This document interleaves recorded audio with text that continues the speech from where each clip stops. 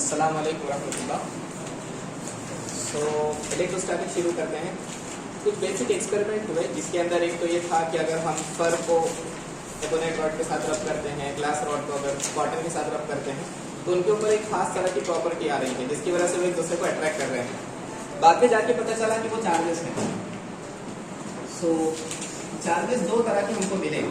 ऐसी दो बॉडीज हमको मिली जिनके ऊपर एक ऐसी प्रॉपर्टी है जिसकी वजह से वो एक दूसरे को अट्रैक्ट कर रहे हैं, और एक प्रॉपर्टी हुई जिसकी वजह से वो एक दूसरे को रिपेल कर रहे हैं। तो ऐसा हमने माना कि अगर सिमिलर चार्जेस हैं तो वो एक दूसरे को रिपेल करेंगे, और अगर डिसिमिलर चार्जेस है तो वो एक दूसरे को अट्रैक्ट करेंगे।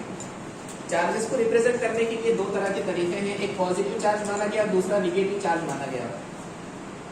इस वजह से माना गया कि अगर हम दो बॉडीज जो एक दूसरे को रिपेल कर रहे थे और वही दो बॉडीज, मान लीजिए कि एक बॉडी आपने ली जिसके ऊपर पॉजिटिव चार्ज है और एक दूसरी बॉडी इसके ऊपर भी पॉजिटिव चार्ज है, इन दोनों के बीच में जो फोर्स है वो रिपल्सिव फोर्स है। ऐसी एक बॉडी है जिसके ऊपर नेगेटिव चार्ज, दूसरी बॉडी के ऊपर भी आने वाला नेगेटिव चार्ज, ये दोनों भी एक दूसरे को रिपेल ही कर रहे हैं। लेकिन अगर मैं पॉजिटिव नेगेटिव बॉडी के एक दूसरे के साथ कॉन्टेक्ट लेकर आता हूँ तो वो न्यूट्रल हो जाती है। जिस तरह सेम मैग्नीट्यूड का प्लस नंबर और सेम मैग्नीट्यूड का माइनस नंबर एक साथ मिला लूंगा तो वैल्यू जीरो हो जाएगी।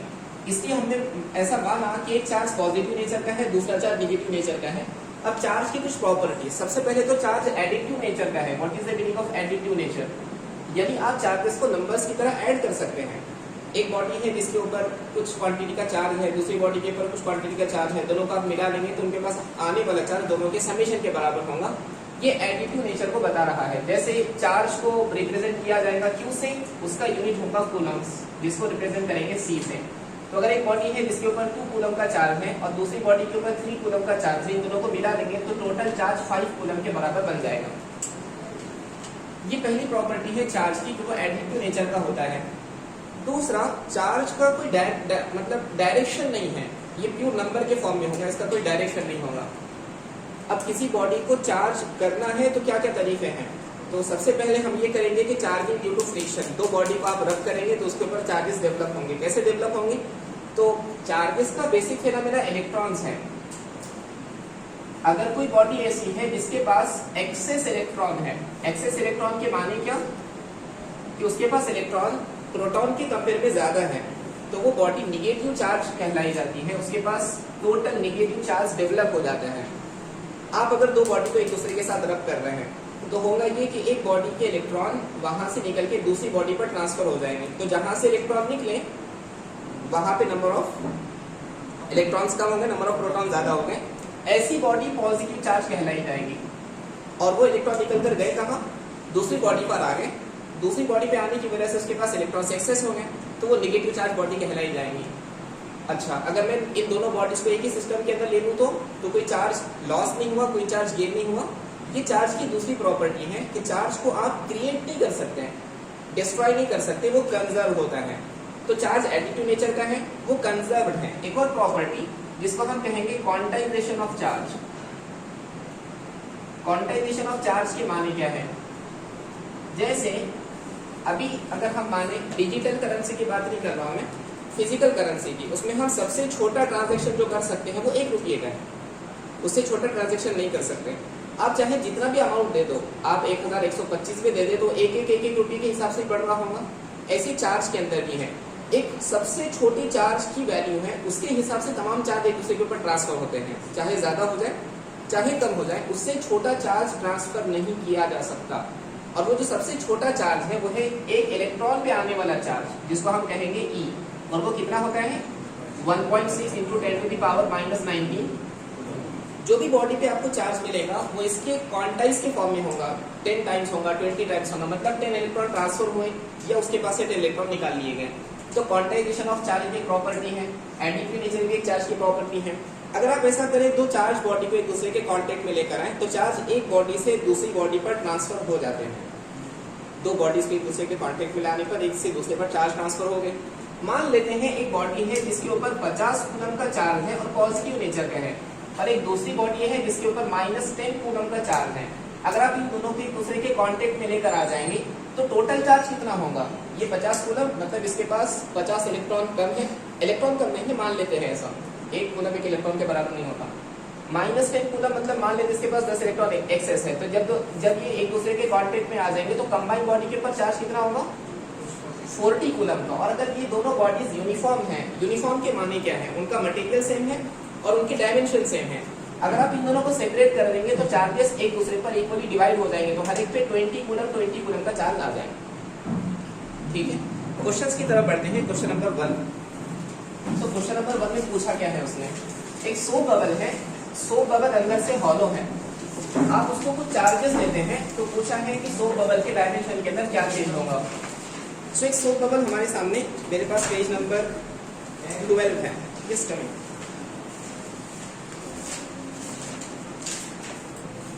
हाँ, when a soap bubble is given an electric charge, it contracts. Contract के माने उसके अंदर डायमेंशन कम होना, एक्सपांड उसका साइज सेम रहेगा, एक्सपांड और कॉन्ट्रैक्ट दोनों में से कुछ भी हो सकता है।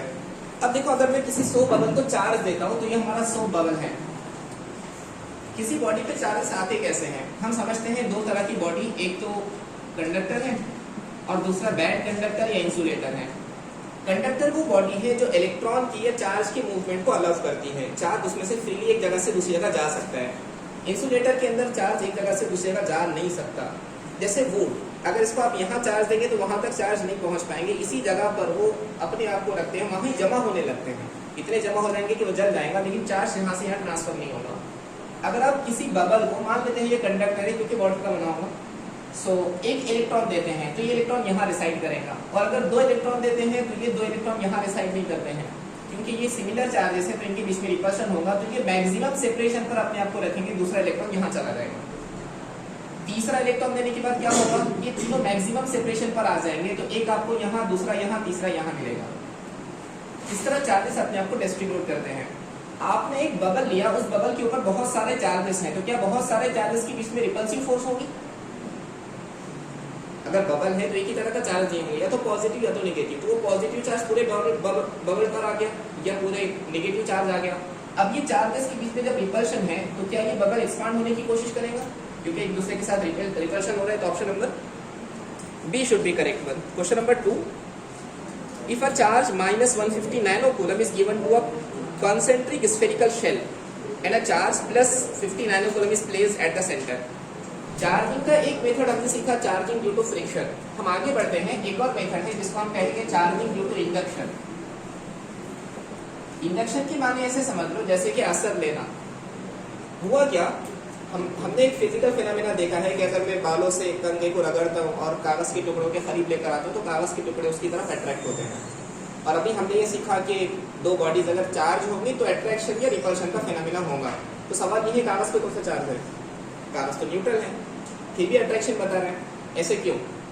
एक बॉडी है, मान लेते हैं एक स्फीयर, इसके ऊपर ये पहले न्यूट्रल था, आपने यहाँ एक दूसरी बॉडी लेकर आए जो पॉजिटिव चार्ज है।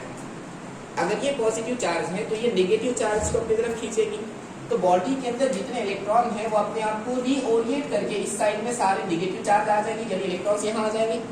अब इलेक्ट्रॉन यहाँ आ गए तो यहाँ पर सिर्फ पॉजिटिव चार्ज बचेंगे। इस तरह आपको स्फीयर के ऊपर चार्ज का डिस्ट्रीब्यूशन नजर आएगा, इस साइड में नेगेटिव, इस साइड में पॉजिटिव।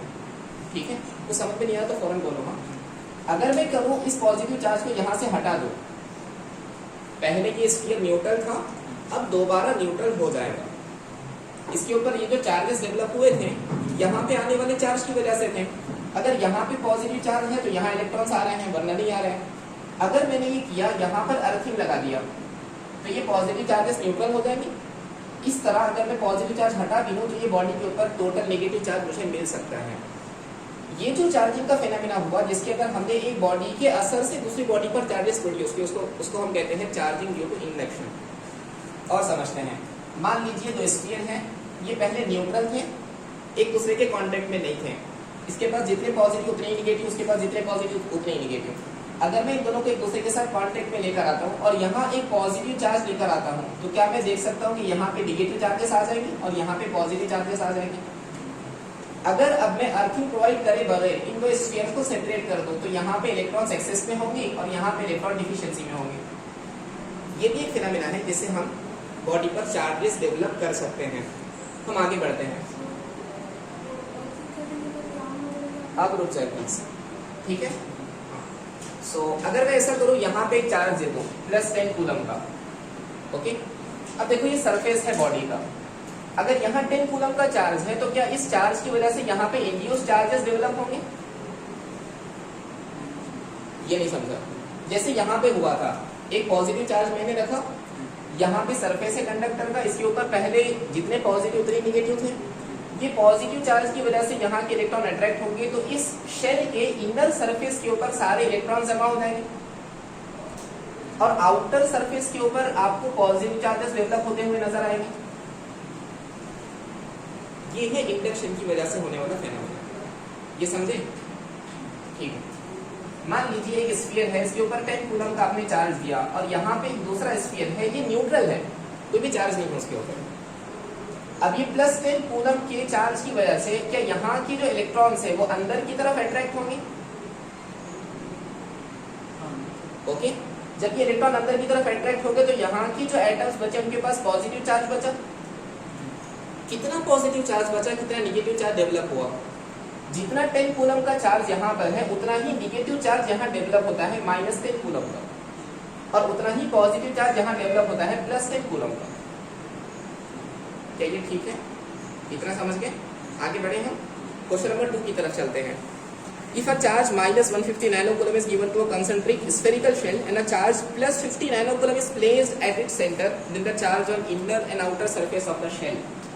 एक स्फेरिकल शेल है, शेल के माने क्या कि वो अंदर से खाली है, वो अंदर से खाली है। आपने उसको चार्ज दिया है -150 नैनोकूलम का। चार्ज कहाँ होगा, शेल के अंदर होगा या बाहर होगा? अगर मैं किसी बॉडी को चार्ज देता हूँ, जैसे वॉल को चार्ज दे दिया मैंने, तो चार्ज वॉल के अंदर साइड रहेगा या बाहर साइड रहेगा? क्यों बाहर रहेगा? क्योंकि रिपल्सन है तो सारे चार्जेस बाहर चले जाएंगे। तो जितना भी मैंने चार्ज दिया -150 नैनोकूलम का, वो सारा आपको कहाँ मिलेगा? बाहर के सरफेस पर। अंदर आपने कितना चार्ज दिया? +50 नैनोकूलम का चार्ज दिया। अब ये +50 नैनोकूलम की वजह से इनर सरफेस के ऊपर -50 नैनोकूलम का चार्ज इंड्यूस होगा और ये -50 के साथ यहाँ पे +50 नैनोकूलम। तो हमारे शेल के अंदर कितना चार्ज मिला? -50 और बाहर कितना मिला? -100। So that should be the answer. Question number 3. Two identical sphere carrying charge -9 microcoulomb and 5 microcoulomb. तो एक स्फीयर है जिसके ऊपर -9 माइक्रोकूलम का और दूसरे में कितना है? 4 माइक्रोकूलम का चार्ज है। 5 का, ओके सॉरी 5 का। आपने क्या किया इन दोनों को? आपने इन दोनों को किया कांटेक्ट में, उसके बाद किया सेपरेट। आपको पता करना है कि इसमें से कौन सा स्टेटमेंट सही होगा। अगर मैं इन दो स्फीयर को एक दूसरे के कांटेक्ट में लेकर आता हूं तो क्या होगा? चार्जेस ट्रांसफर होंगे। टोटल बॉडी के ऊपर आने वाला चार्ज कितना होगा? -9 माइक्रोकूलम प्लस 5 माइक्रोकूलम, मतलब कितना चार्ज आएगा? -4 माइक्रोकूलम का चार्ज आएगा। इतना चार्ज पूरी बॉडी पर आया, दोनों मिलाकर। अगर मैं उन दोनों को सेपरेट कर दूं तो एक पे कितना आएगा? -2 माइक्रोकूलम और दूसरे पे भी। ये तो है टोटल चार्ज। हमको क्या पता करना है? कितने इलेक्ट्रॉन एक्सेस है, ये डिफिशियंसी के अंदर है। आपको क्या लगता है इलेक्ट्रॉन एक्सेस होंगे? एक्सेस ही होंगे, नेगेटिव चार्ज है। तो कैसे पता करेंगे? हमको पता है आने वाला charge is equal to n times of एक इलेक्ट्रॉन पे आने वाला चार्ज। टोटल चार्ज कितना है? 2 × 10 का power -6 is equal to number of electron पता करना है 1.6 × 10 का पावर -19। क्या सिर्फ पावर लाना काफी होगा? क्या नंबर भी लाना पड़ेगा? So n will be equal to 2/1.6 × 10 का पावर -6 × 10 का पावर 19। कितना होगा? तुम उत्तर दीजिए। 2/1.6 मतलब 1/0.8 × 10 का पावर 13 ना, 10 का पावर 13 मतलब कितना? 10/8 × 10 का पावर 13 मतलब कितना? 1.25 × 10 का power 13 number of electrons excess में होंगे। Question number 4. A conductor has been given a charge -3 × 10⁷.